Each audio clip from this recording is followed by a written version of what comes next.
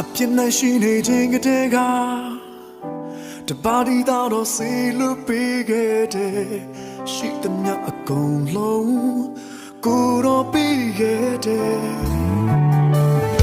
တလောကလုံးမှာတော့တယောက်တည်းဒူးဆက်ပြင်းတော့တဲချာရောက်ခဲ့လေသူရွေးနှုတ်ပါပဲသူအဲ့တလုံးချစ်ခဲ့တယ်အဖာရဲ့ချစ်ချင်းမြတ်တာလုံးကြီးမှာဒူနိုင်လို့မရနိုင်ပါဘယ်ရနဲ့မှအစားထိုးမရနိုင်ပါအဖာရဲ့ကျေးဇူးပြုနာတော့အသင်းနဲ့